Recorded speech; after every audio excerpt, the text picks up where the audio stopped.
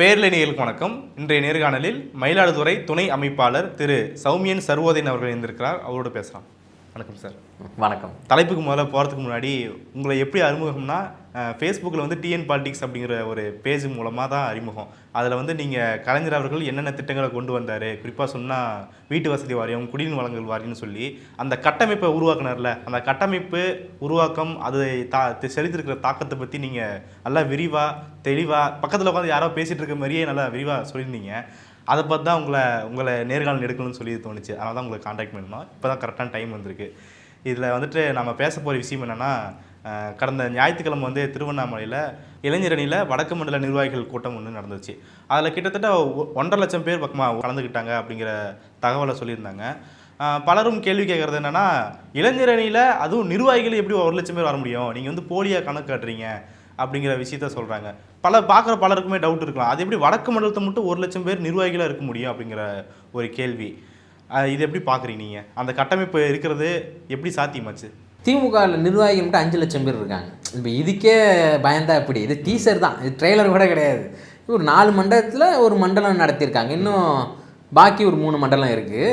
இதில் உள்ள எல்லாருமே வந்து அறிவிக்கப்பட்ட நிர்வாகிகள். இதில் 1.5 லட்சம் பேரும் முரசொலியில் வந்தது. முரசொலியில் வந்து இவங்களுக்கு இந்த பொறுப்பு, இவங்க பொறுப்புன்னு கொடுத்து வந்த ஒரு கூட்டம் தான் இது. நிர்வாகிகள் முரசொலியில் ஒரு பேஜ் ஒதுக்கி வரும். நீங்கள் பார்க்கலாம். அது இதுக்கு இல்லை, நீங்கள் ஏன்னா பேப்பர் முரசொலி பேப்பரே இருக்குது, நீங்கள் அதிலே பார்க்கலாம். அதில் வந்தவர்கள் தான் அங்கே வந்திருக்காங்க. அதுமாதிரி வந்தவர் அனைவருக்கும் வந்து ஐடி கார்டு ப்ரொவைட் பண்ணியிருக்காங்க. அவங்க பேர் போட்டு, அவங்க பொறுப்பு போட்டு, அவங்க ஃபோட்டோ போட்டு, அவங்க ஊர் போட்டு, என்ன போட்டு தான் அந்த ஐடி கார்டு கொடுத்து தான் ப்ரொவைட் பண்ணியிருக்காங்க. எத்தனையோ ஊடகவியலாளர்கள் வந்திருப்பாங்களே, ஒரு ஆளை கூப்பிட்டு கூட கிராஸ் வெரிஃபிகேஷன் பண்ணிக்கலாமே.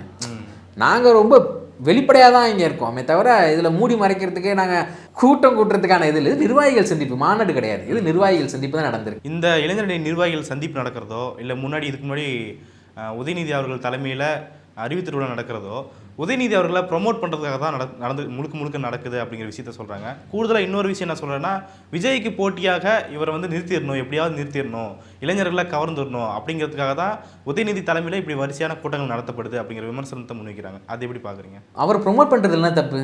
கட்சியை அடுத்த கட்டத்துக்கு வழிநடத்தி கொண்டு போகிறவர் அவர் தான். கொண்டு போட போகிறது மாண்புமிகு துணை முதலமைச்சர் அவர்கள் தான். அவர்களை ப்ரொமோட் பண்ணுறது இந்த கட்சியோட தலையாய கடமை தானே. ஏன்னா இப்போ ஒரு உதாரணத்துக்கு எடுத்துக்கிட்டோம்னா, அதிமுக எம்ஜிஆர் வந்து அடுத்தது தன்னோட வாரிசாக வந்து ஜெயலலிதா அவர்களை வந்து காட்டுக்கு கொடுத்தாங்க. ஆனால் ஜெயலலிதா வந்து அப்படி யாரையும் இவங்க காட்டாதோட வெளிப்பாடு தான் இன்றைக்கி இந்த கட்சியே சிதறி போய் கிடக்கு. இப்போ நீங்கள் சொல்கிறதுபடி பார்த்தா வாரிசு இருந்தால் தான் ஒரு கட்சி நிலைக்குன்ற மாதிரி. ஆமாம், வாரிசு இருந்தால் தான் ஒரு கட்சி நிலைக்கும். மூடி மறைக்கிறதுக்கு எந்த விஷயமும் கிடையாது. ஏன்னா இப்போ இவங்களோட பயம் என்ன, இன்னொரு 40 ஆண்டு 50 ஆண்டுகளுக்கு வந்து திமுக ஒன்றும் பண்ண முடியாதுங்கிற ஒரு பயத்தோட வெளிப்பாடு இருக்குது பார்த்தீங்களா. அதுதான் இந்த கூச்சல்லாம். ஏன்னா இன்னொரு 40 ஆண்டு 50 ஆண்டு கட்சியை வழிநடத்துறதுக்கு ஒரு தலைவர் இருக்கார், துணை முதலமைச்சர் இருக்கார். ஸோ அதோட பயத்தோட வெளிப்பாடு தான். கரை நல்லது தாங்கிற மாதிரி வாரிசு அரசியல் நல்லது தான், அதில் ஒன்றும் இது கிடையாது. இன்னொரு விஷயம் சொன்னீங்க, அந்த விஜய்க்கு போட்டியான்னா, தயவு செஞ்சு விஜயோடலாம் இவரை நீங்கள் ஒப்பீடு பண்ணவே முடியாது. இவர் இப்போ மாண்புமிகு துணை முதலமைச்சர் இருக்கார்ல, அவர் ஒரு நாளைக்கு என்னென்ன நிகழ்ச்சியில் கலந்துக்கிறாரு அப்படிங்கிறது வந்து பார்த்தீங்கன்னா அவர் ஃபேஸ்புக்கில் அப்டேட் பண்ணிட்டே இருப்பாங்க. இன்றைக்கி இந்த நிகழ்ச்சியில் கலந்துக்கிட்டாங்க, ஒன்றும் இல்லை, இன்றைக்கி நைட் எடுத்துக்கிட்டிங்கன்னா காலிலேருந்து எத்தனை நிகழ்ச்சி கலந்துக்கிட்டாருங்கிறதுல அவங்களே அவங்க பேஜில் போட்டிருப்பாங்க. இவர் ஒரு நாள் கலந்துக்கிட்ட நிகழ்ச்சி வந்து விஜய் அவர்கள் வந்து ஒரு கட்சி ஆரம்பித்ததுலேருந்து இன்னைய நாள் வரையும் கலந்துக்கிட்ட நிகழ்ச்சியில் கூட ஈக்குவல் ஆகாது. ஸோ அதை அவரை வந்து இவரோட கம்பேர் பண்ண முடியாது. இப்போ முன்னாடிலாம் வந்துட்டு மறைமுகமாக விமர்சனம் பண்ணுறது வேறு. இப்போ வந்து விஜய் வந்து நேரடியாகவே விமர்சனம் பண்ண ஆரம்பிச்சிருக்காங்க. ஏன்னா அறிவு திருவிழாவில் பேசும்போது அறிவு இருக்கிறவங்க வந்துட்டு திருவிழா நடத்துவாங்க அப்படின்னு பேசுறதாகட்டும், இப்போ இந்த நிர்வாகிகள் கூட்டத்தில் பேசுறதாகட்டும், எல்லாமே ஓப்பனாக விஜய் எதிர்க்க ஆரம்பிச்சிருக்காங்க. அறிவு அதையும் விஜயை நீங்கள் எல்லாரும் புரிஞ்சுக்கிறீங்க, அறிவு இல்லாதவர்னா விஜய் இல்லை, அப்படிதான் மெயின் ஸ்ட்ரீம் மீடியா இப்போ ப்ரொஜெக்ட் பண்ணுறாங்க. அப்படின்னா விஜய்க்கு அவங்க அறிவு இல்லைன்னு சொல்கிறாங்க, அது மெயின் ஸ்ட்ரீம் மீடியா தான் சொல்கிறாங்க. எனக்கு தெரிஞ்சு ஒன்றும் விமர்சனம் வைக்கல. அது மட்டும் இல்லாமல் தலைவர்லாம் பண்ணுறதுக்கு வாய்ப்பு கிடையாது. உதயநிதி அவர்கள் பேசும்போதும் சரி, முதலமைச்சர் மு.க. ஸ்டாலின் அவர்கள் பேசும்போதும் சரி, பாஜகவை தன்னுடைய எதிர்கட்சியாக நிலைநிறுத்துறதை பார்க்க முடியுது. கடந்த வருடம் வந்துட்டு எங்கள் புத்தக நிகழ்ச்சியில் பேசும்போது உதயநிதி அவர்கள் பேசும்போது அதிமுக ஸ்ட்ராங்காக இருக்கணும், அப்போ தான் நல்ல போட்டி இருக்கும் அப்படின்னு சொல்லி பேசியிருந்தார். ஆனால் இப்போது நேற்று பேசும்போது அது பேட்டரி இல்லாத கார் மாரி மாறிடுச்சு அப்படின்னு சொல்லி விமர்சிக்கிறாரு. இந்த நிலைப்பாட்டை எப்படி புரிஞ்சிக்கலாம்? நம்ம ஒரு நல்ல எதிர்க்கட்சி இருக்குன்னு எதிர்பார்க்கறது எப்படி இருக்குது, இப்போ வந்துட்டு அது அதிமுக அந்த அளவுக்கு வலுவடைஞ்சிருக்குன்னு பார்க்குறீங்களா, இல்லை எப்படி புரிஞ்சுக்கிறது? ஆமாம், பாஜக அந்த இடத்துல ரீப்ளேஸ் பண்ணது தான். ஏன்னா நமக்கெல்லாம் தெரிஞ்சிருக்கும், ஆனால் இப்போ இருக்கிற ஜென்சிகள் பேங்க் ஆஃப் மஜ்ரான்னு ஒன்று இருந்தது, நமக்கு தெரிஞ்சிருக்கும், ஆனால் இப்போ இருக்கிற இளைஞர் தெரியல. அது வந்து திவாலா ஆனதுக்கப்புறம் என்ன பண்ணுறாங்கன்னா ஐசிஐசிஐ பேங்கோட அதை மெர்ஜ் பண்ணிடுறாங்க. இப்போ போய் நம்ம பேங்க் ஆஃப் மஜ்ரான்னு பேசினா யாருக்கும் தெரியாது, ஐசிஐசிஐ பேங்க்னு சொன்னால் தான் நமக்கு தெரியும். அதேமாரி அதிமுக வந்து விற்கப்பட்டு விட்டது, இல்லை தான் இணைக்கப்பட்டு விட்டது பாஜகவோட. ஸோ நம்ம ஏன்னா ஒரு திராவிட கட்சி ஒரு மாநில கட்சிங்கிறதே மறந்துட்டாங்க.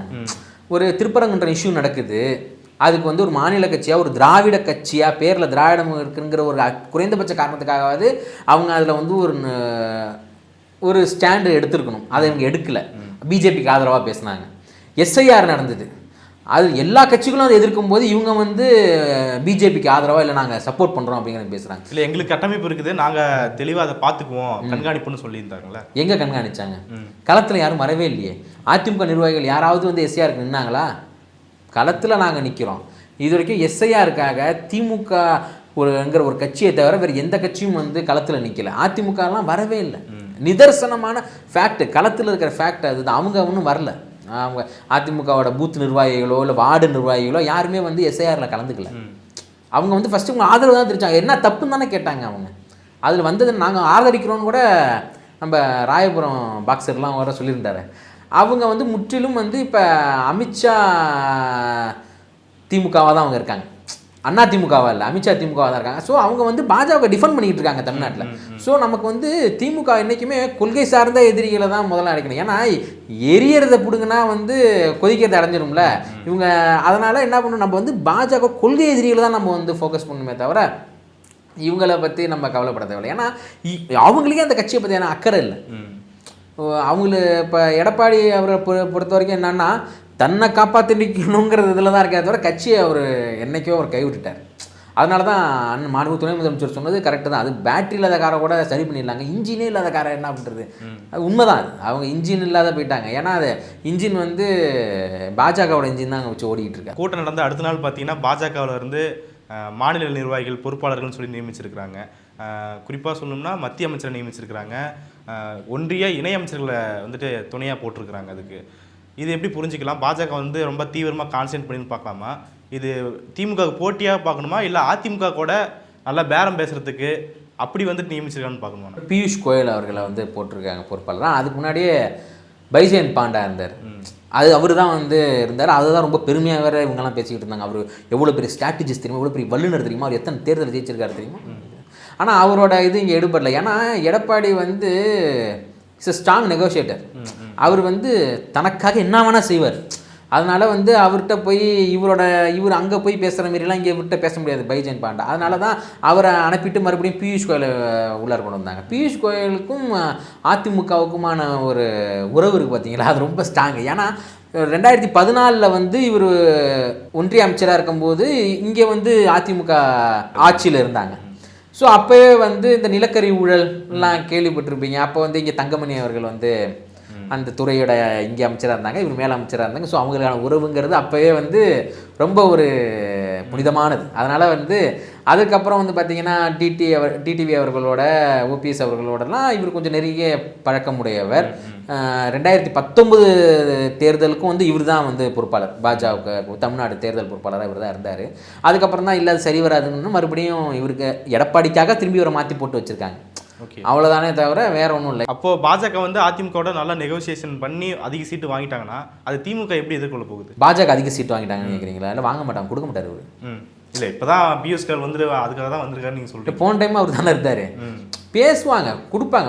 இவங்க கேட்டதை இவங்க வந்து ஒரு 60 தொகுதி 65 தொகுதிலாம் கேட்குறாங்கல்ல. ஸோ முன்னாடி வந்து அதிமுக ஒரு ஆளுங்கட்சியாக இருந்துச்சு, அவங்க கொடுத்தாலும் அதுக்கு அப்போ நெகோஷியேட் பண்ணாங்க. இப்போ கொடுத்தாலும் அதுக்காக நம்ம ஆச்சரியப்படுறதுக்கு ஒன்றும் இல்லை. ஏன்னா இவர் வந்து இப்போ அதிமுகவோட வாக்கு சதவீதத்தை பற்றி கூட இவர் கவலைப்படுறதா இல்லை. யார்? எடப்பாடி பழனிசாமி அவர்கள். ஏன்னா இப்போ பியூஷ் கோயலை வந்து அவங்க பாஜக எதுக்கு போட்டிருக்காங்கன்னா இவங்க 4 பேரையும் ஒருங்கிணைக்கிறது தான். யார்? நம்ம எடப்பாடி பழனிசாமி, டிடிவி தினகரன், ஓபிஎஸ், சசிகலா 4 பேரும் ஒருங்கிணைது. ஆனால் ஜென்மத்துக்கும் இபிஎஸ் வந்து அவங்க 3 பேரையும் சேர்த்து போகிறான்னு கேட்டால் மாட்டார். ஏன்னா அவர் அல்டிமேட் எய்ம் இப்போ என்னவா இருக்குன்னா தான் சம்பாரிச்சிட்டார், ஒரு பெரிய அமௌண்ட் தேத்திட்டாரு, அதை காப்பாற்றிக்கணும், தான் மேலே இந்த குற்றச்சாட்டு ஊழல் வழக்குகள் எதுவும் இல்லாமல் காப்பாற்றிக்கணும். அதுக்கு ஒரு கட்சி தேவை. அந்த கட்சியை வந்து ஒரு ஸ்ட்ராங்காக பிடிச்சிட்டார். அதை ஜென்மத்துக்கும் விட்டு கொடுக்கவே மாட்டார். இப்போ இவங்க 3 பேர் வந்து அது இவருக்கு ஒரு பெரிய த்ரெட்டாக அவர் நினைப்பார். அதனால் வந்து இவர் வந்து அது விடுவாரான்னு கேட்டால் கண்டிப்பாக விட மாட்டார். ஆனால் ஓபிஎஸும் சசிகலா அவர்களும் வந்து பார்த்திங்கன்னா இன்னைக்கு சொன்னால் கூட இன்றைக்கி இணையறதுக்கு தயாராக இருக்காங்க. ஆனால் இவர் வந்து ஏற்றுக்க மாட்டாருங்கிற நம்பிக்கை எனக்கு 100% இருக்குது. ஏன்னா அவங்க உள்ளே வந்துட்டாங்கன்னா இவரோட ஹோல்டு போயிடும். டிடிவி வந்து அவர் தனியாக வேறு ட்ராக்கில் போயிட்டு இருக்காரு. அவர் நீலாங்கரையை தாண்டி போயிட்டார். அவர் பனையூர்கிட்ட நெருங்கிட்டு இருக்காரு. அவர் திரும்பி பிடிச்சி இழுத்துட்டு வந்து இதில் சேர்க்க முடியுமாங்கிறதுக்காக தான் பியூஷ் கோயல் அவர்களை வந்து பாஜக போட்டிருக்காங்க. ஸோ இதெல்லாம் ஒரு ட்ரை தான். இதெல்லாம் ஏன்னா இவங்க 4 பேரையும் ஒன்று சேர்த்துட்டா ஒரு பர்செப்ஷன் கிரியேட் பண்ணிடலாம். அதிமுக வந்து மறுபடியும் அந்த ஒரு பழைய பலத்தோட வந்துடுச்சு, இனிமேல் வந்து ஒன்றும் பண்ண முடியாது அதிமுக தான் அப்படின்னு ஒரு பர்செப்ஷனை வந்து மக்கள் மத்தியில் கிரியேட் பண்ணலாம். அதுக்காக இவங்க வந்து அந்த ஒரு முயற்சியெல்லாம் எடுத்துக்கிட்டு இருக்காங்களே தவிர மற்றபடி இவங்களோட எய்ம்ங்கிறது இந்த தேர்தல் கூட கிடையாது. அடுத்த நாடாளுமன்ற தேர்தல் இருக்குல்ல, அதுதான் இவங்களோட எய்ம் தவிர இதுக்காக இப்போ அவங்க இது பண்ணல. இங்கே ஒரு பர்செப்ஷன் கிரியேட் பண்ணலாம்ங்கிறதுக்காக தான் அவங்க இது பண்ணியிருக்காங்க. ஆனால் இது ஒர்க் அவுட் ஆகலனா கூட இவங்க அடுத்த கட்ட இதுக்கு போயிடுவாங்க. எப்படின்னா இவங்களுக்கு முக்கியங்கிறது வந்து பார்த்தீங்கன்னா எப்படி அதிமுக தான், இபிஎஸ் தான் உங்களுக்கு முக்கியம். ஏன்னா அப்போ தான் இவங்க வந்து வெளில வந்து நாங்கள் இத்தனை % ஓட்டு வாங்கியிருக்கோம் என்டிஏ கூட்டணி இல்லை அப்படின்னு இவங்க ஒரு ப்ரொஜெக்ஷன் காட்டலாம். அதனால் இவருக்கு எப்போதுமே இபிஎஸ் தான் முக்கியம். ஸோ அதுக்காக அடுத்த கட்ட பேச்சுவார்த்தைக்காக இவங்ககிட்ட விடுவாங்க. பாமக வேறு எந்தெந்த கட்சி தமாக அதெல்லாம் கொண்டு வரதுக்கான வேலைகள்லாம் பார்க்க ஆரம்பிச்சிருவாங்க. எனக்கு தெரிஞ்சு அவங்க அதுக்கான வேலையை ஸ்டார்ட் பண்ணிட்டாங்கன்னு நினைக்கிறேன். அதுதான் வந்து நேற்று ஜிகே மணி அவர்கள் வந்து பேசின ஒரு அறிக்கையை கூட நினைக்கலாம். நான் வேணால் வெளில போயிடுறேன், அது அப்பா பையனுக்கு என்னால் சண்டை நான் வெளில போயிடுறேங்கிறது இது பாஜக மூவாக கூட இருக்கலாம்.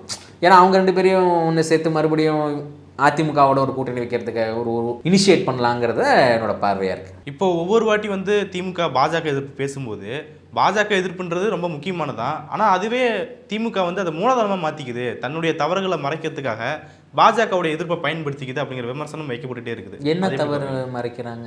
இங்கே வந்து சட்டம் ஒழுங்கு கெட்டு இருக்கு, பெண்களுக்கு பாதுகாப்பு இல்லை, இதை பற்றியெல்லாம் பேச ஆரம்பிக்கும் போது அங்கே பாஜக எதிர்ப்பு பேசி வந்து பூசி முடிக்கிறாங்க அப்படிங்கிற இல்லையே. இப்போ 2011-21 ஆட்சி நடந்த ஒரு 10 ஆண்டு கால ஆட்சி காலத்தை விட இந்த 21-26 ஆட்சி காலம் சிறப்பாக தானே இருந்திருக்கு. சட்டம் ஒழுங்கு நீங்கள் ஸ்டாட்டிக்ஸ் எடுத்து நீங்கள் பாருங்கள். அவங்க பேசுகிறது ஒரு பக்கம் இருக்கட்டும், புள்ளி விவரங்கள் என்ன சொல்லுது, அது வந்து உங்களுக்கு வந்து ஆக்சிடெண்ட்டான இறப்பு சதவீதம் இருக்குல்ல, அது வந்து நிறையா குறைஞ்சிருக்கு தமிழ்நாட்டில். அதுக்கப்புறம் பெண்களுக்கு எதிரான ஒரு குற்றச்செயல் அதுவும் வந்து ரொம்ப பார்ஷியலாக குறைஞ்சிருக்கு. அதுதான் நம்ம பார்க்குறோம். இவங்க சும்மா சொல்லுவாங்க, ஏன்னா இவங்களுக்கு வேறு வழி கிடையாது, அரசியல் பண்ணி ஆகணும் இல்லையா, அது மாதிரி இவங்க சொல்கிறத சொல்லிட்டு தான் இருப்பாங்க. ஆக்சுவல்ஸ் என்னங்கிறது வந்து கலநிலவரம் அப்படின்லாம் புள்ளி விவரங்கள் வந்து சொல்லிடும். இவங்க அப்படி சொல்லலாமே தவிர அதெல்லாம் உண்மை கிடையாது. அது மட்டும் இல்லாமல் பிஜேபியை எதிர்க்கிறது இதுக்காக நாங்கள் பிஜேபியை எதிர்க்கலை. தமிழ்நாட்டில் ஏன் இந்தியாவிலேயே கொள்கை ரீதியாக பிஜேபியை எதிர்க்கிற ஒரு கட்சினா அது திமுக தான். ஏன்னா நீங்கள் இப்போ நடுவில் கூட பேசும்போது சொன்னீங்க வந்து துணை முதலமைச்சரை வந்து அவங்க ப்ரொமோட் பண்ணுறாங்கன்னு. ஏன்னா அவர் துணை முதலமைச்சர் அளவுக்கு சனாதனத்தை எதிர்க்கக்கூடிய ஒரே ஒரு ஆள் இந்தியாவில் நீங்கள் கை காமிச்சிருங்க பார்ப்போம். முடியாது, வாய்ப்பு. என்னோட பிறந்தநாள் கூட கருப்பு சட்டை தான் போட்டு வராரு. அந்த அளவுக்கு கொள்கையின் பால் வந்து ஒரு பற்றுடைய, அந்த ஒரு பிடிப்புடைய, என்ன ஆனாலும் நான் விடமாட்டேங்கிற ஒரு உறுதித்தன்மை இருக்குது பார்த்தீங்களா, அது வந்து திமுக தான் இருக்குது. அது வேறு எந்த கட்சிகிட்டையும் கிடையாது. இதுக்காக நாங்கள் வந்து பாஜக எதிர்க்கணும் கிடையாது. நான் கொள்கை ரீதியாகவே பாஜக எதிரி தான். நாங்கள் திரும்ப முதல் கேள்விக்கே வருவோம். வடக்கு மண்டலத்தை மட்டும் கிட்டத்தட்ட 1 லட்சம் நிர்வாகிகள், அப்போ 4 மண்டலத்தையும் சேர்த்துனா 5 லட்சம் நிர்வாகிகள், 5 லட்சம் பேர் வருவாங்கன்னு வச்சுக்கோங்களேன். இந்த கட்டமைப்பு எப்படி சாத்தியமானது? ஒரு 75 வருஷம் பாரம்பரியம் கொண்ட திமுகவுக்கு இளைஞர்களோட பங்கு அப்படிங்கிறது எவ்வளோ முக்கியத்துவமானது பார்க்குறீங்க? வரலாறு புரட்டி பார்த்தோம்னா முதல்ல நம்ம திமுக கட்சி ஆரம்பிக்கும் போது அண்ணா அவர்கள் காலத்திலே வந்து கண்ணதாசன் அவர்களும் ஈவிகே சம்பத் அவர்களும் வெளில போனாங்க. அப்போ வந்து இளைஞர்களோட இம்பேக்ட் வந்து இதை வெளில போனாலும் பெரிய இம்பேக்ட் கட்சிக்கு இருந்தான்னு கேட்டால் இல்லை. ஏன்னா அப்போ கட்சியில் உள்ள எல்லாருமே இளைஞர்கள். அண்ணாவே 30+ இருந்தார், பாக்கிலாம் 20+ இருந்தாங்க. ஸோ இது திரும்பி இதோட இம்பேக்ட் உங்களுக்கு எப்போ தெரிய வருதுன்னா, எம்ஜிஆர் வெளில போகிறார்ல திமுக விட்டு 72. அப்போ வந்து 77 அடுத்து அவங்க தேர்தல் சந்திக்கும் போது இம்பேக்ட் ஆகுது. ஏன்னா அப்போ வந்து திமுகவோட திமுக வீட்டு பிள்ளைங்கள்லாம் இருக்காங்கல்ல, அவங்கெல்லாம் வந்து எம்ஜிஆர் நற்பணி மன்றத்தில் இருந்தாங்க. ஓகே. அப்போ வந்து திமுக காரர்கள், அப்போ எம்ஜிஆர் திமுக இருந்த காரணத்தினால எம்ஜிஆர் வந்து ஒரு பெரிய ஒரு மரியாதை வந்து இவங்களுக்குலாம் இருந்துச்சு. எம்ஜிஆர் ரொம்ப நல்லவர், அவர் டிவியில் சிகரெட் பிடிக்க மாட்டார், பெண்களை தொட மாட்டார், அவர் வந்து பண்ணையார்களை எதிர்த்து பாமர மக்களுக்காக போராடுவார், அவர் நல்லவர் வல்லவர் அப்படின்லாம் சொல்லவுடனே இதை வந்து மனசில் ஏற்றிக்கிட்ட திமுகவோட பிள்ளைகள், அதுதான் எங்கள் தாத்தா சொல்லுவாங்க. அதுக்கு அவர் திமுக இருக்கிறது ஒரு காரணம், திமுக இருந்தது மட்டும்தான் அதுக்கு காரணம், வேற எந்த காரணமும் கிடையாது. அதான் எங்கள் தாத்தா சொல்லுவாங்க, புள்ள பிடிக்கிறவங்க பெரிய எம்ஜிஆர் வந்து திமுக விட்டு பிள்ளையெல்லாம் பிடிச்சிட்டு போயிட்டாரு. அதனால தான் வந்து அவர் 77 வந்து ஒரு பெரிய ஒரு காரணமாக இருந்துச்சு. அப்போ வந்து எம்ஜிஆர் கட்சியை விட்டு போகும்போது பெருந்தலைவர்கள் யாரும் போல, இளைஞர்கள் மட்டும்தான் போனாங்க. அது வந்து 77 வந்து அவர் அட்டைன் பண்ண ஒரு வெற்றிக்கு வந்து ஒரு பெரிய காரணமாக இருந்துச்சு. ஸோ அப்போ தான் அதோட சீரியஸ்னஸ் வந்து கலைஞருக்கு புரியுது. ஏன்னா அப்போ இவங்க எல்லாருமே 40+50 நெருங்கிட்டாங்க. அப்போ தான் நம்ம இளைஞர்கள் இல்லை அப்படிங்கிறது ஒரு இது வருது. அப்போ தான் இளைஞரணி கட்டமைக்க வேண்டிய தேவை வந்து கலைஞர் அவர்களுக்கு புரியுது. அப்போ தான் இளைஞரணி உருவாக்கணும்னு கலைஞர் நினைக்கிறார். ஆனால் அதுக்கு முன்னாடியே தற்போதைய முதலமைச்சர் அவர்கள் வந்து இளைஞர் மன்றங்களை வந்து உருவாக்கியிருந்தார். அன்அஃபிஷியலாக இவரோட இதில் வந்து அங்கங்கே இளைஞர் மன்றங்களை வந்து உருவாக்கி வச்சிருந்தார். அதை வந்து கலைஞர் வந்து அஃபிஷியலாக திமுக இளைஞர்னு உருவாக்குறாரு. இவர் பண்ணதை வந்து அவர் அஃபிஷியலாக பண்ணும்போது இவர் கொஞ்சம் ஈஸியாக இருந்துச்சு அந்த ப்ராசஸ். ஆல்ரெடி தலைவர் வந்து உருவாக்கி வச்சது ஈஸியாக இருந்துச்சு. முதல்ல கூட அதில் பொறுப்புக்குள்ள ஒன்று தான் இருக்கார். அதுக்கப்புறம் தான் வந்து அவர் ஒரு ப்ராப்பரான இளைஞரணி செட்டப் வந்து இவர் செயலாளர் ஆகிறாரு. அதுக்கப்புறம் ஒரு கட்டமைப்பு இளைஞரணிக்கு உருவாகுது. இளைஞரனோட இம்பேக்ட் வந்து திமுக கழகத்துக்கு தேர்தல் அரசியல் எப்போ புரியுதுன்னா, யாராலையுமே தோற்கடிக்க முடியாத எம்ஜிஆர் அவர்களை வந்து தோற்கடித்தது தான் இளைஞரணி. ஏன் சொல்கிறேன்னா, 1986 உள்ளாட்சி தேர்தல் எம்ஜிஆர் ஒரு பெரிய பிம்பம், நான் சொன்ன மாதிரி யாராலையும் தோற்கடிக்க முடியாதுன்னு இருந்துச்சு இல்லையா. அதை வந்து கிட்டத்தட்ட 85% ஸ்வீப் அடிக்கிறோம். திமுக ஸ்வீப் அடித்து ஒரு ஆளுங்கட்சியாக இருக்கும்போது ஒரு எதிர்கட்சி வந்து உள்ளாட்சி அமைப்புகளை ஜெயிக்கிறது ஒரு முதல் இது. அதை சாதித்து காட்டியது இளைஞரணி. 85% வாக்குகள். ஆமாம், 85% உள்ளாட்சி அமைப்புகளை கைப்பற்றது திமுக. அது வந்து எம்ஜிஆருக்கு ஒரு பெரிய அடி இல்லையா. அதுக்கப்புறம் திரும்பி 89 தேர்தலையும் வந்து திமுக ஜெயிச்சிடுது. இதுக்கும் ஒரு இளைஞர்கள் முக்கியமான காரணமாக இருந்துச்சு. அதுக்கு பிறகு 91 வந்து ஆட்சி வந்து ஈழ பிரச்சனையால் கலைக்கப்படுது. அதற்கு பிறகு ராஜீவ்காந்தி அவர்கள் படுகொலையினால் ஒரு மோசமான தோல்வியை வந்து திமுக சந்திக்க வேண்டிய சூழ்நிலை ஏற்படுது. ஏன்னா அந்த அனுதாப ஓட்டுனால திமுக வந்து ரொம்ப மோசமாக தோக்குது. 2 இடத்துல தான் ஜெயிக்கிறவங்க, கலைஞர் உட்பட. ஸோ அதற்கு பிறகு இன்னொரு பெரிய இடி என்னன்னா, வைகோ அவர்கள் அப்போ ஒரு ஆக்டிவ் பர்சனாலிட்டி திமுகவில், அவர் வந்து பிரிஞ்சு வெளில போகிறாரு. அப்போ ஒரு அவாக்கல் பத்திரிகைகள்லாம் கூட எழுதுறாங்க, வேகமாக ஓடிட்டு இருந்த குதிரை வந்து குழிவுல விழுந்துருச்சு, வைகோ வந்து அதில் மண்ணள்ளி போட்டு மூடிட்டாரு, இதுக்கப்புறம் அது ஓடுறதுக்கு வாய்ப்பு கிடையாது அப்படின்லாம் எழுதுறாங்க. ஏன்னா நெட்டு குத்தா திமுக பிரிஞ்சு அவ்வளோ பெரிய ஏன்னா போட்டி பொதுக்குழுலாம் நடந்து சின்னத்துக்கே பெரிய அபாயம் ஏற்பட்டு போட்டி பொதுக்குழுலாம் நடந்து நம்ம அதுக்கப்புறம் சின்னத்தை தக்க வச்சுக்கிட்டோம். ஆனால் அப்படி ஒரு விஷயம் நடந்தும் அடுத்த 2.5 ஆண்டு காலத்தில் நடந்த தேர்தலில் வந்து திமுக அபார வெற்றி பெறுது. ஒரு 200+ சீட்டு அவங்க திமுக ஒரு அபார வெற்றி. அதுக்கு காரணம் என்னன்னா இளைஞரணி அப்போ ஸ்ட்ராங்காக நம்ம கட்சியில் இருக்கின்ற ஒரே காரணத்துக்காக அப்போது இளைஞர்கள் பல பேர் வந்து சட்டமன்ற உறுப்பினர்களாக வராங்க, மாவட்ட செயலாளர்களாக, ஒன்றிய செயலாளர்கள் எல்லாம் வந்து அவங்க ஒரு பெரிய காரணம் வந்து அன்னைக்கு இளைஞரணி ப்ளே பண்ணுது அந்த இதில். அவருக்கு அப்புறம் இளைஞரணியை விட்டு தாய் கழகத்துக்கு போக வேண்டிய கட்டாயம் ஏற்படுது. அப்போ திரும்பி நம்ம இளைஞரணியை ரெனோவேட் பண்ண வேண்டிய ஒரு சுச்சுவேஷனில் இருக்கும். அப்போ நமக்கு வந்து ஒரு ஃபெமிலியரான ஃபேஸ் வேல்யூ உள்ள ஒரு ஆள் தேவை. அது மட்டும் இல்லாமல் ஒரு பக்கத்து வீட்டு பையன், எழுத்து வீட்டு பையன், நம்ம வீட்டு பிள்ளை அப்படிங்கிற மாரி ஒரு ஃபேஸ் வேல்யூ உள்ள ஆள் தேவையை தான் நமது மாண்பு துணை முதலமைச்சர் அவர்கள் வந்து உள்ளே வரார்.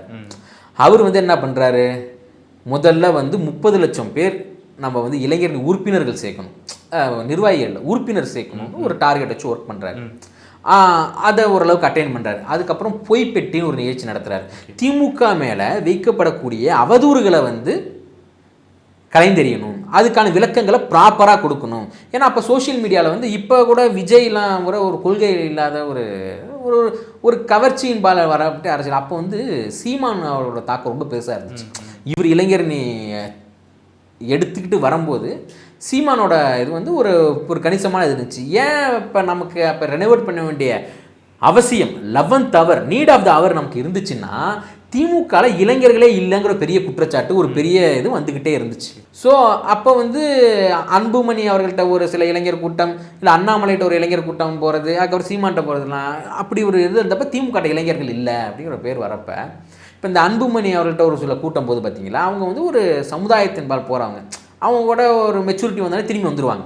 அண்ணாமலைகிட்ட போகிறவங்க வந்து அவங்களும் ஒரு மெச்சூரிட்டி வந்தாலே திரும்பி இங்கே வந்துடுவாங்க. ஸோ ஆனால் அந்த சீமான்கிட்ட போகிறாங்க பார்த்தீங்களா ஒரு கூட்டம், அது வந்து ரொம்ப ஒரு மோசமான விஷயம். ஏன்னா சித்தாந்தம் அப்படிங்கிற பேரில் சாக்கடையை வந்து ஒரு மூலையிலையும் அவர் இன்ஜெக்ட் பண்ணிட்டு இருந்தார். ஏன்னா அந்த தமிழ் தேசியம்னு பேசுகிறதெல்லாம் பார்த்தீங்கன்னா ஆரியம் வந்து டைரெக்டாக தமிழ்நாட்டில் வந்து எடுபடாது. இது தமிழ் தேசியம்னு ஒரு முகமுடியை போட்டுக்கிட்டு வந்து இதை பார்த்தீங்களா நான் வந்து ஒரு இதை சொல்கிறேன், கருத்தான தமிழ் தேசியம் வேற. பார்ப்பனர்கள் வந்து அவர்களுக்கான வேற வழியை ஒன்று எடுத்துக்கிட்டது தான் தமிழ் தேசியம் என்னோட பார்வை. ஸோ அதை போட்டுக்கிட்டு இவர் வந்து பேசுகிறார். அந்த கட்சி ஆரம்பித்தவர் நான் பிற்காலத்தில் வந்து திமுகவில் சேர்ந்துட்டார்ல, அதுக்கப்புறம் இவங்க அது பேரை தானே வச்சு ஓட்டிக்கிட்டு இருக்காங்க. ஸோ அது ஒரு தனி வரல, அதனை விட்டுருவோம். இவங்க வந்து ஒரு பாய்சன் சைனடை வந்து இந்த இளைஞரோட எண்ணத்தில் வந்து விதைக்கிறாங்க. அது ரொம்ப ஒரு டேஞ்சர். அதை நம்ம வந்து மீட்டெடுக்க வேண்டிய கட்டாயத்தில் இருக்கோம். ஏன்னா அவங்க டைரெக்டாக பெரியார் அட்டாக் பண்ணுவாங்க. பெரியார் வந்து என்றைக்குமே வந்து ஒரு தீப்பிழம்பு மாதிரி. இந்த திராவிட சித்தாந்தங்களும் கொள்கைகளும் இன்னும் ஒரு கொதிநிலையில் இருக்கணும்னா அதுக்கு வந்து பெரியார் அப்படிங்கிற ஒரு அணையா நெருப்பு தான் காரணம். அந்த நெருப்பை வந்து தண்ணி ஊற்றி அணைக்கிற ஒரு விஷயமா தான் இந்த சீமானவரை நான் பார்க்குறேன். ஏன்னா அது டைரெக்டாக அட்டாக் பண்ணுறதுலாம் யார்? பெரியார் அட்டாக் பண்ணுவார், பெரியாரை கேவலமாக பேசுவார், பெரியாரை இழிவுபடுத்தி பேசுவார். ஸோ அப்போ வந்து இந்த இளைஞரணியை வந்து இந்த இளைஞர்களை வந்து நம்ம வந்து கொள்கையின் பால் கூர்த்துட்ட வேண்டிய அவசியத்தில் நம்ம இருக்கும். இவர் இளைஞரணி செயலாளராக பொறுப்பேற்றதுலேருந்து ஃபஸ்ட்டு இவர் என்ன பண்ணுறாருன்னா பொய்ப்பெட்டி அப்படின்னு ஒரு நிகழ்ச்சி நடத்துகிறார். நிகழ்ச்சி திமுக மேலே உள்ள அவதூறுகள் இருக்குது பார்த்தீங்களா, அதை வந்து கலைத்தெறிந்து அதுக்கான ப்ராப்பர் விளக்கத்தை கொடுத்து அதை வந்து சமூக வலைதளங்கள் மூலமாக இளைஞர்கிட்ட கொண்டு போய் சேர்க்குறாரு. அதுக்கப்புறம் 30 லட்சம் உறுப்பினர்கள் சேர்த்தாகணுங்கிற ஒரு இலக்கை வச்சுக்கிட்டு 30 லட்சம் உறுப்பினர்கள் சேர்க்க வேண்டிய ஒரு கட்டாயத்தில் இருந்து அதையும் அச்சீவ் பண்ணுறாரு, அட்டைன் பண்ணுறாரு. அதுக்கப்புறம் மாநில துணைச் செயலாளர்கள் புதுசாக ரெனோவேட் பண்ணுறாரு. அதுக்கப்புறம் மாவட்ட இளைஞரணி அமைப்பாளர்கள் துணை அமைப்பாளர்கள் தானே நேராக உட்காந்து ஒவ்வொரு மாவட்டத்துலேயும் வந்து மாவட்ட இளைஞரணி அமைப்பாளர்கள் துணை அமைப்பாளர்களை நியமனம் பண்ணுறாரு. அதற்கு பிறகு வந்து பார்த்திங்கன்னா பயிற்சி பாசறை கூட்டங்கள் நடத்துகிறார். 234 தொகுதிக்கும் இளைஞரணி பயிற்சி பாசறை கூட்டங்கள் நடத்துகிறார். என்னென்னா திராவிட இயக்க வரலாறுன்னு ஒரு டாப்பிக்கு, அதுக்கப்புறம் மாநில சுயாட்சி அப்படின்னு ஒரு டாப்பிக்னும் ஆகச்சிறந்த பேச்சாளர்களை வச்சு 234 தொகுதிகளிலும் அந்த பயிற்சி பாசறை கூட்டங்கள் நடத்துகிறாரு.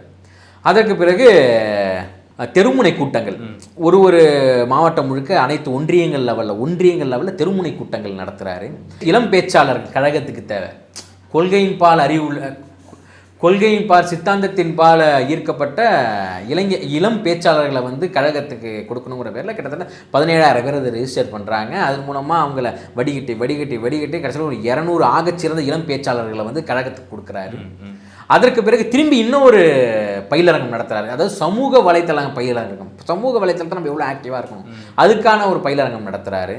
எல்லாத்துக்கும் மேலே கடைசி அறிவு திருவிழா அப்படின்னு நடத்தி கிரீடம் வைக்கிற மாதிரி ஒரு விஷயத்தை செஞ்சு இந்த இளைஞர்களை கொள்கையின் பால் நிற்கக்கூடிய ஐடியாலஜிக்கலி ஸ்ட்ராங் பண்ணுறார்.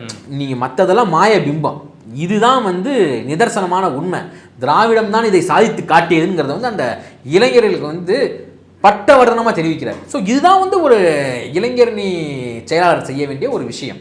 ஓகேவா? அது எக்ஸாக்டாக செஞ்சு போய் இன்றைக்கி வந்து அதை சாதித்து காட்டியிருக்காரு.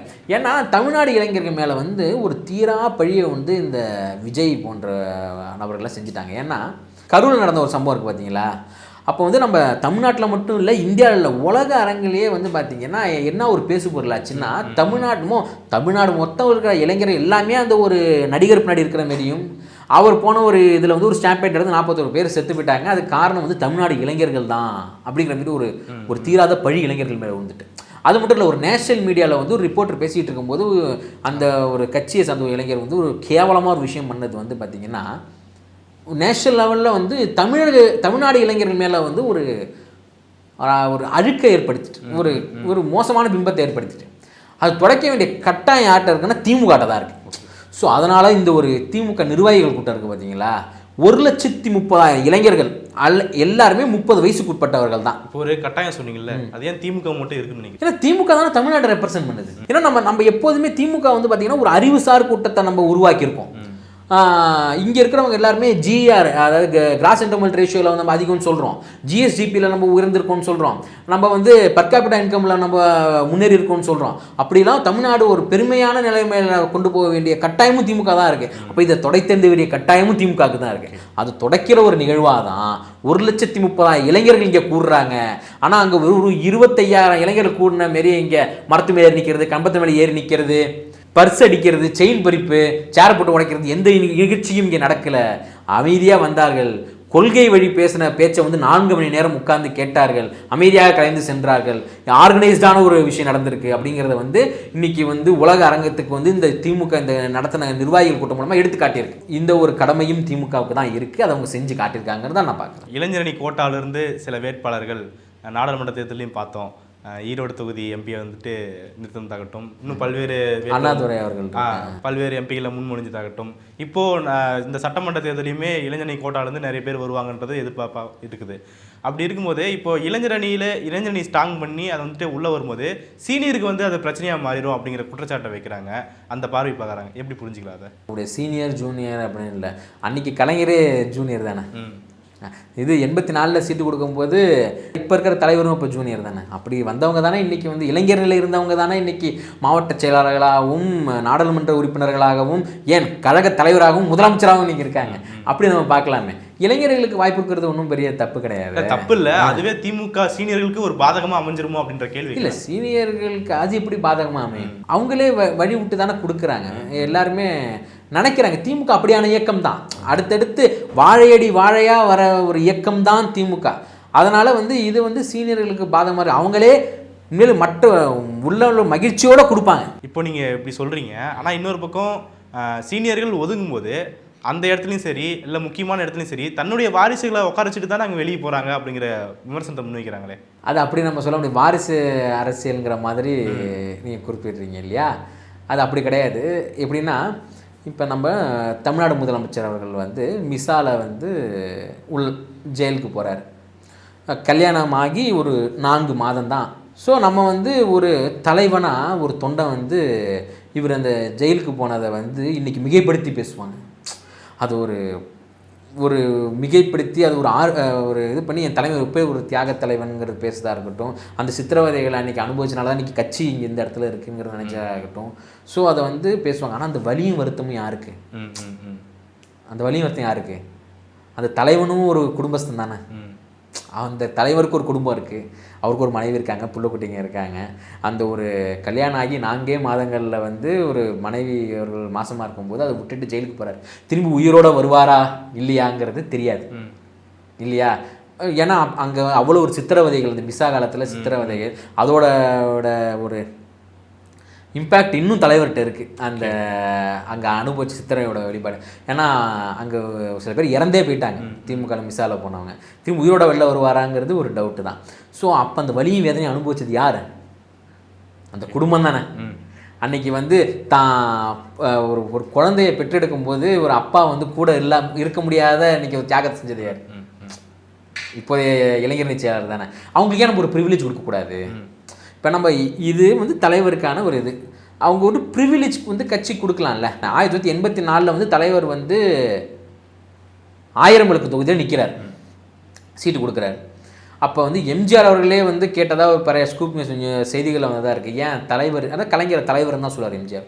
தலைவருக்கு வந்து என்ன கோவம் ஸ்டாலின் மேலே, ஏன் இந்த தொகுதி அவர் கொடுக்குறாரு? ஏன்னா அப்போ வந்து அங்கே ரொம்ப ஒருங்கிணைந்த சென்னையில் வந்து ஒரு 12 தொகுதி இருக்குது. 12 தொகுதியில் 2 தொகுதி எப்போதும் ஏடிஎம்கே தான் ஜெயிக்கும். ஒன்று ராயபுரம், இன்னொன்று வந்து 1000 விளக்கு. 1000 விளக்கில் கே கிருஷ்ணமூர்த்தி ஒரு ஸ்ட்ராங்கான வேட்பாளர், அவர் தான் ஜெயிப்பார். அந்த இடத்துல வேற அந்த கட்சி தோழரையும் நிற்காம தன்னோட பிள்ளைய தானே காவு கொடுத்தாரு. அங்கே என்ன தோப்பாங்கன்னு தெரிஞ்சே தன்னுடைய மகனை தானே அங்கே நிற்பாட்டினார் கலைஞர். அதெல்லாம் ஃபேஸ் பண்ணுறது குடும்பம் தானே. அப்போ அந்த குடும்பத்துக்கு நம்ம ஒரு ப்ரிவிலேஜ் கொடுக்குறது என்ன தப்பு? அவங்க ஒன்றும் ப்ரிவிலேஜ் கொடுத்து எம்எல்ஏவா இருந்தால் எனக்கு அப்புறம் நீ தான் எம்எல்ஏ, எனக்கு அப்புறம் நீ தான் கவுன்சிலர்னு எழுதி கொடுக்கலையே. கட்சி அவங்களுக்கான ப்ரிவிலேஜை கொடுக்குது. அவங்க மக்கள்கிட்ட போய் இன்னும் ப்ரூவ் பண்ணிட்டு தானே வரட்டும். அதுமாரி தானே இப்போ இளைஞரணி செயலாளருக்கு ஒரு ப்ரிவிலேஜ் கட்சி கொடுக்குதுன்னா அவர் போய் இந்த தொகுதியில் நின்று செஞ்சு ராப்பாக நைட்டு 12 மணிக்கு 2 மணிக்கு 3 மணிக்கெல்லாம் போய் அங்கே நின்று செஞ்சு தன்னை ப்ரூவ் பண்ணால் தானே அங்கே வர முடியும். அவர் மக்கள் ஆதரித்து ஓட்டு போட்டால் தானே அவங்க ஜெயிக்க முடியும். அதை அவங்க ப்ரூவ் பண்ணிட்டு வந்தாங்கன்னா இங்கே வந்து அவங்க சஸ்டெயின் பண்ண போகிறாங்க. ப்ரூவ் பண்ண முடியலையா ஒதுங்கிக்க போகிறாங்க. ஆனால் அந்த கட்சி அவங்களுக்கு ப்ரிவிலேஜ் கொடுக்குறங்கிறத கொடுக்கக்கூடாதுன்னு யாரும் சொல்லக்கூடாது. ஏன்னா அது கொடுத்து ஆகணும். அப்படி கொடுத்தா தான் வந்து அது ஒரு இயக்கம். அதனால அப்படி கொடுத்தா தான் அது வந்து ஒரு வழியாக வர இயக்கத்தோட ஒரு உறுதித்தன்மையை அது காட்டும். இல்லைனா அது இருக்காது. இந்த வடக்கு மண்டலத்தை தொடர்ந்து தெற்கு மேற்குன்னு சொல்லி நிறைய நிர்வாகிகள் கூட்டம் நடக்க போகுது அப்படிங்கிறது நீங்கள் சொல்லக்கூடிய விஷயமா இருக்குது. பல்வேறு முக்கியமான விஷயங்களை பதினீங்க. மிக்க நன்றி சார். நன்றி.